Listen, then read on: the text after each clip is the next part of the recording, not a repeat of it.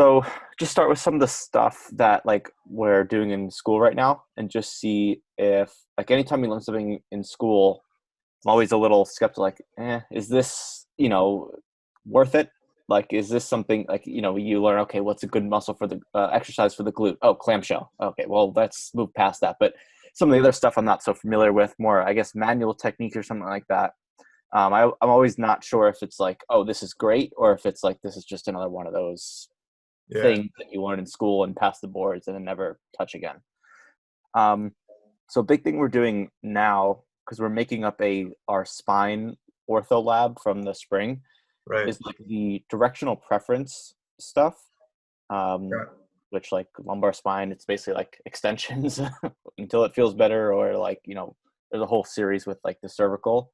Yeah. Um, is that so? Our teacher says this thing can work like a charm. Um, I don't know. I've never really seen it or heard of it until we like in school. Right. So do you use any of that stuff? I think it comes from, is it Maitland or McKenzie or something like that? McKenzie's is the repeated motion. Okay. And then there's a lot of, you could say he's the first one to kind of do that sort of treatment. And then there's a lot of offshoots of that. Like another popular one is called DiMaggio. I believe it's DiMaggio. Yeah, I might be pronouncing his name a little bit wrong, but there's some different schoolings of thought that stem from Hmm. that. But the repeated motion is definitely McKenzie. Maitland's more of like a motion palpation, Yeah. and that one kind of gets into some of the muscle energy type stuff. Yeah. We started like we were doing like P to A's, and then you move them like this way, and then you do like contract, relax, and try to move them more. We were doing Yeah, that the other day. yeah. So usually when you get manual therapy in school, it's a completely dependent on the instructor that you get, and their background in things. Because usually, I don't know, unless the boards have changed from when I took it, it doesn't talk about manual therapy at all. So manual therapy really is not on the boards just because there's such a wide variety of things that you could do with manual therapy. It's more or less just to give you some type of uh, edge as a student coming out, that you have a background in something, because some employers have a very specific way they like to treat people. Maitland, McKenzie, those are all very popular things. So I mean, one thing, I got fired 2 weeks into my first job. So I didn't tease out in the evaluation or the interview with them that they were very heavily into the repeated motion testing. Um, and I thought they were a little bit more open to a lot of other things because they mentioned some other courses too, but everything they did stemmed from a repeated motion, and that's the way you had to treat everybody. And so that's kind of initially where the friction started between us, just because I didn't feel like I needed to do a repeated motion on everybody. I think the way not my clinical instructor, my teacher in school kind of termed it was kind of like what your instructor sounds like he's saying, like when it works great. Hmm. There's also times that it does not work or do you any good either. My instructor just kind of said McKenzie's good for things that McKenzie is good for, and use it for that reason. Hmm. So I think that's from what I've seen clinically. I think that's pretty true. Okay. So repeated motion, in my opinion, my experience, works a lot better for any type of disc or radicular type issue. Now, if you go and take one of those courses, they will tell you that you can use it for a lot of other situations too. And I have no doubt that it probably works as well, because again, if someone is just having some back pain and all that they're doing is slouching all day, all that you're doing is giving them a postural reversal activity. So you're creating variability in the system simply by giving them the opposite of what they do every day. So, I mean, in that instance, there's some times where I'll have people who are sitting all the day. I know they aren't necessarily adamant about like a fitness routine or other things of that nature that gives them that movement variability. Hmm. And just gives them a way to break up the day, and it's a very simple thing for them to do, which that's the other benefit of the repeated motions, is it's so simple that, there's really no excuse not to get to it. And you can take it anywhere. Like you can, there's ways that you can do it in standing. Sometimes you have to get a little bit more um, gentle with the activity where you need them on the floor, but in general, they can take it anywhere in their life, so it becomes very easy for them to get to. So that's something extremely useful for it. But otherwise, like if there's a consistent thing that I find myself using it for, it's for a disc related issue, or some type of radiculopathy. Generally those kind of go hand in hand. And then someone who just needs some type of postural or reversal activity because they don't get that variability in other forms. Okay, cool. Yeah, that makes sense. So postural reversal. When you say disc, so radicular issues kind of easy-ish to tease out, because if it shoots out, down an arm or down the leg, like that's probably what it is. Yeah.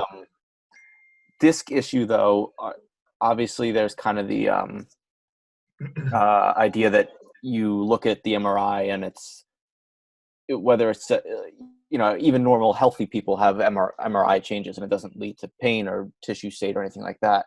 So how are you actually determining disc issue? I know that's kind of a really in the weeds question, but yeah, I mean, one of it's like what you said, like what's their signs and symptoms. I mean, if that kind of leads you to assuming that it's some type of nerve root issue, because like when I talk to a patient, I don't even necessarily try to avoid the word disc because people are fearful of disc. We have to kind of talk about the discs, but I'll just keep referring to it as like a nerve root irritation, or nerve root sensitivity, and I'll just kind of term it that way. I'll also use like strain and sprain too, like I'll instead of like a disc issue, I'll say disc issue or disc sprain or disc strain, just because it's a safer word to use for people, I think. They don't get freaked out about it, but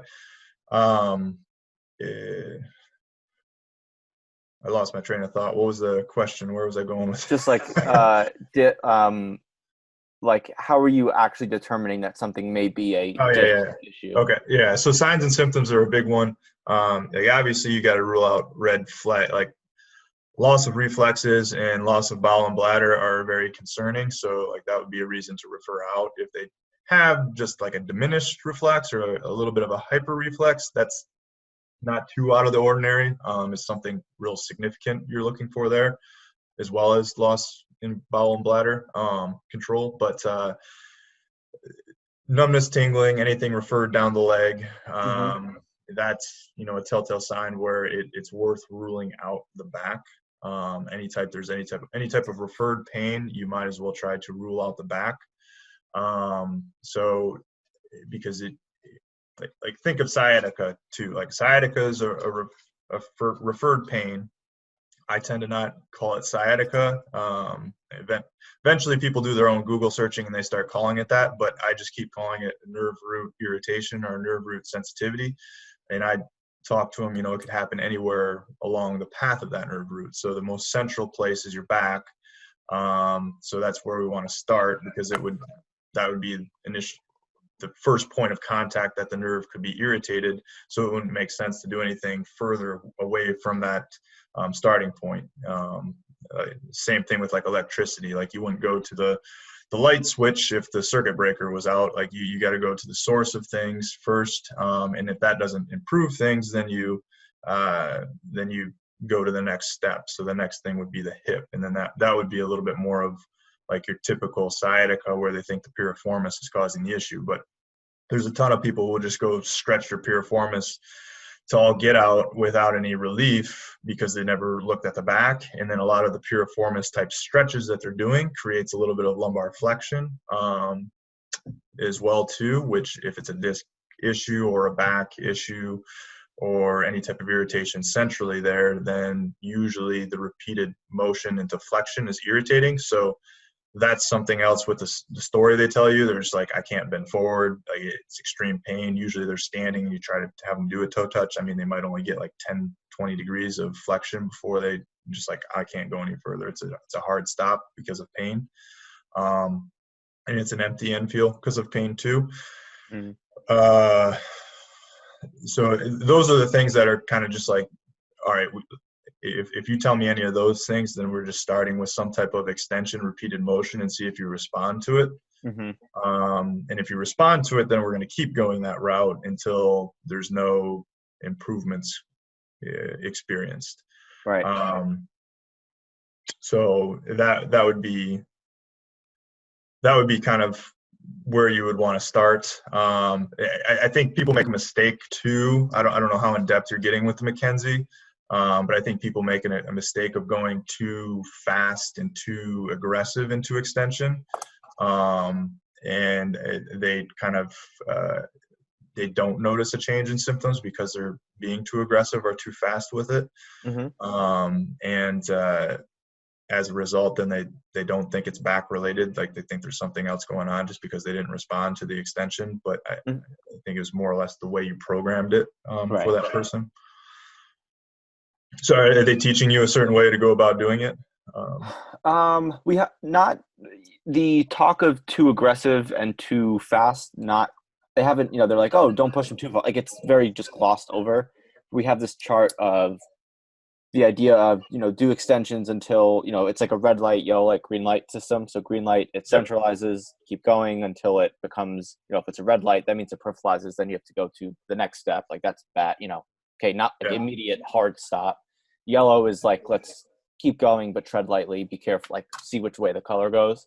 Yeah.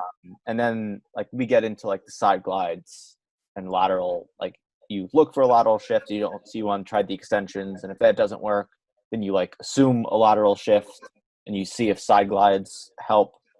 And then you basically just use that red light, green light system. Yeah. So I use that red light, green light system for just about any injury. I'll talk to people, like, it works well for sprains, strains, any type of injury, to give somebody knowledge of what to do. Because I like using that to give the individual more guidance of what should they do and what shouldn't they do, as opposed to just telling them you can't do this or you can do this sort of thing and giving them an ultimatum. So I my opinion, keep using that for a variety of find ways to use it for different issues too. But with the extensions, side glides are tricky. So if you see a lateral shift, those can be a little bit trickier. But just going with pure, say, extension-based treatment, so I've had two people most recently in the clinic who have had flexion-based intolerance. I feel both of them are disc-related issues, but again, I'm referring to more of like a strain to not create any type of fear with it. But so one of them was really interesting, where flexion actually didn't bother him whatsoever. So it fooled me, where I was treating the hip for a little bit when we just weren't getting any results. So then I went too quickly through the process. So again, it's another reason why you should start at the back, even if to a certain extent it doesn't add up. If there's still radicular symptoms, you should probably go to the back first.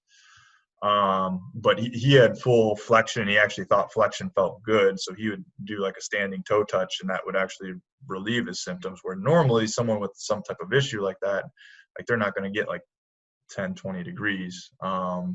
So that one kind of fooled me. We had to go back and we started an extension-based program. And since then, there's been a lot more noticeable improvement. And then another one was kind of your classic, like, I can't take anytime I lean forward, like, I immediately get a sharp pain that runs down my leg. I'm offloading. He was offloading his right leg significantly. And he wanted to stretch his piriformis, but everything he was stretching was leaning forward to get some of that stretch. So that was just influencing it even further and making the situation worse. So in both instances, the biggest thing is just figure out where they're at right now, then get them laying on the table and just see if there's any change in symptoms.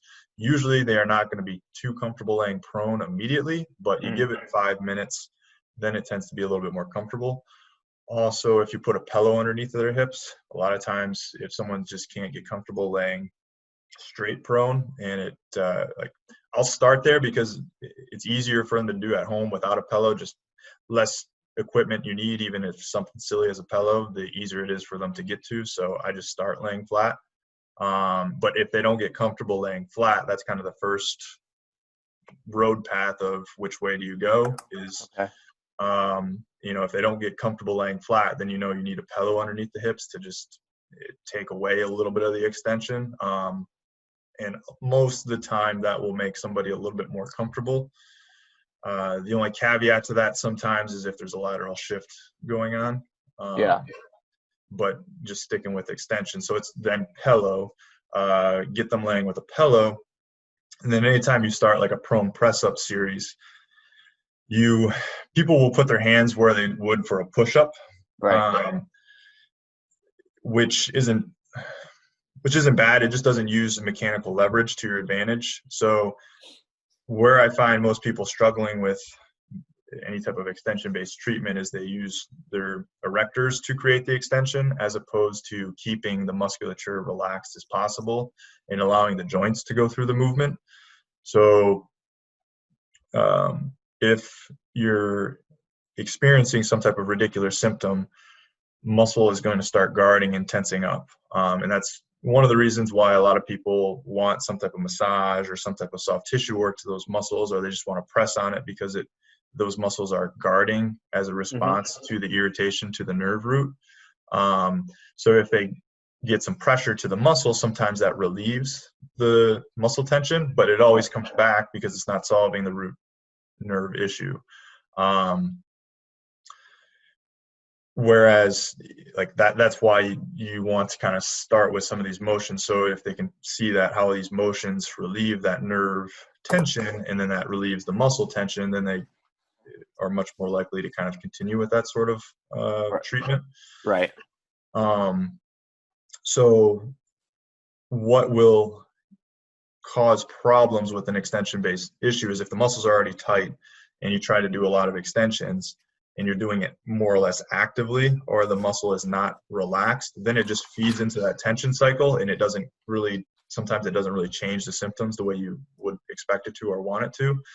So the more relaxed you can keep them, as far as just muscle tension, obviously they're going to be in discomfort because of pain, but Right. the more muscle tension you can just ease, the better success you'll have with that. So having the hands and putting it almost way out in front of them, so that I'll say your thumbs are almost in line with your forehead if you're laying flat on the ground. That way you can use the whole forearm to kind of just lightly press up and lift your sternum up off the table. And then, just inch away a little bit further each time. Right. And after that point, then you can kind of start extending the elbows. But because your hands are out in front of you, just the fulcrum changes where you would start arching, and it just allows gravity to do a lot more work for you. And the muscle just is a lot more relaxed as opposed to the hands at the push-up position. They're going to probably tense their core a little bit more. They have to kind of actively arch their back a little bit more because the fulcrum's in a different spot now. So having the hands way out in front of you is really, really important for the start of that. And just inch your way further and further till you get to the point where you can completely lock the elbows out. And that might happen over the course of like 3 sets of 10 doing it, but you should notice this increase just a little bit further, every like 2-3 reps. They should be, inching their way a little bit further. Right. Yeah. That detail, like we don't get. It's just picture, okay, do prone press up. Okay, great. And then, red light, green light, yellow light, but that detail would make a lot of difference. I obviously I had never thought of that or whatever. It was just picture it was basically a push up, and it's just, it's just extension. Yeah. People will also respond better to holds or the movement. Yeah. So some people, again, initially, if they're super sensitive, the one or the other is usually more comfortable for the person. I haven't necessarily noticed a pattern of any sorts. Just I'll start with the movement, because you're just trying to get the person comfortable moving again. So if I was preferring one or the other, I would prefer the movement up and down to happen. But sometimes they don't necessarily like that up and down, because as they go back down, they get pain, or as they go up, they'll get a pinch. So sometimes just holding the position is a little bit more comfortable. But to a certain extent, you can get around some of that pain as they pulsate up and down. So if they get a sharp pinch at the top, just tell them to go to the edge of it, push through the yellow light, kind of what you're comfortable with. As they return back down, sometimes if they lay completely flat back down, they'll get a little bit of a pinch or a pain too. So if they don't go completely all the way down, and they go 90% of that range of motion and just kind of avoid those outer ranges, sometimes that's a little bit more comfortable too. Right. Yeah, just to almost convince them to do it. Some people won't move because it hurts, and they don't care what you say, they're not going to move. So if you can convince them to Right. just, and that's almost a problem with it, where I feel like a lot of people who do use that treatment quite frequently for a lot of things, they're forcing people through a decent amount of discomfort. Like that yellow light's turning to a red light, like it's a yellow red light as opposed to being like a yellow green light. mm-hmm. Convincing someone to work through a yellow green light's a lot easier than a yellow red light. Yeah. Now these, when it's presented in school, it's almost like, they just tell you what to do, and they just, I guess, kind of expect you to hop on board. But these details are important, because it's like, oh, this is not all that different than changing, going from a high box squat and slowly working down to a lower box squat. And then it's just progression. It's just like graded exposure to whatever they're able to do. That's what working in the gym teaches you. It teaches you to troubleshoot a lot of things, because again, if you saw the pain or the person was increased, and you just go away from your guns, your logical reasoning that this should work, and you can't figure out why it doesn't work. Sometimes you have to troubleshoot it through your head a little bit, try some different things, which sometimes it sucks because the person is in pain and it doesn't always work, and you just irritate them more. But to a certain extent, you have to do that trial and error, so that later on, the different ways that you can alter a movement or an activity to make it more comfortable if someone has that problem in the future for you too. But just to finish that off, so that then because a lot of times standing extension is not very comfortable to start for the person. Mm-hmm. So initially, as you're working with them, the first time you ever introduce it, I would always introduce it laying down. Huh. But then if they can get to the point where they're locking their elbows out on the table, you should be able to do a standing extension upright. And that's kind of the goal, because then now that's a very easy exercise for them to get to really, really frequently. Is a standing extension. Because if they feel like they need to get to the floor every time, depending on whatever their work scenario, life scenario is, they might not get to the floor too frequently. So you can get them standing and doing it comfortably, then that's where you'll really start notice some momentum building. So standing, few keys there. Again, it needs to be passive. So if they're trying to arch their back and they're using their erector to arch their back, it's not going to be very effective. Mm-hmm. So what I'll do is hands are at the back, more or less, to push them into extension, as opposed to just giving them support. It'll give them support too, but those hands should kind of just gently nudge the hips forward, which then that creates the fulcrum to allow gravity to teeter-totter the shoulders back. Right. And you allow them to just kind of inch their way further and further backwards, using that kind of subtle push forward and gravity kind of taking them backwards, and just going further and further as they feel comfortable, keeping in mind the whole green light, red light situation. So that's a little subtlety there with that one. That's if you make it passive as possible, again, usually it's more comfortable. The more active they are, usually they'll have more pain with it. So that's something that you can do. Also, in either scenario, when you're on the floor or when you're standing, getting head motion involved with it too is a way to increase the extension a little bit more without having them to like force it. So careful of have like some people just like to flex their head whenever they're doing like a push up or a sit or the press up, like they'll keep their head down. You want the head just facing straight towards the wall, like not in extension, not in flexion, just in a neutral point. But as they get more comfortable, if you have them just kind of gently lift their chin up, it'll allow the back to sink a little bit further. Same thing with the standing extension is if you allow the head to tilt back with them, your head obviously weighs something. So it's going to take that gravity and kind of help pull it passively a little bit further along for the ride. So those are a couple other key things with that too. And then the whole idea is that you should be able to do, 10 to 30 of these, and then that's it. Go about your day. And just, you want to get to it as frequently as possible. So I'm tune of every hour trying to do something. So you're constantly doing it to decrease the sensitivity of the nerve root.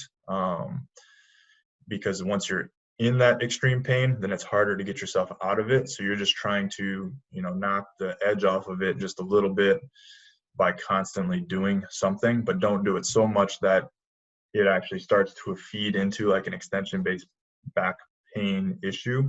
Yeah. Because that's like, I've hammered people into extensions so much that the disc issue or that radicular issue goes away, but then it's almost like they have this sensitivity to like any type of extension, or they have just this constant tension in the muscle too. So it's kind of just talking with the person, letting them know that they should probably feel a little bit of soreness in their muscles, kind of like a workout soreness there, but don't go so extreme that workout soreness feels like that lingers on too. But there's always a give and take to that, because the nerve pain is obviously much more extreme. So I would take the low back soreness versus the nerve pain soreness any day. Right. So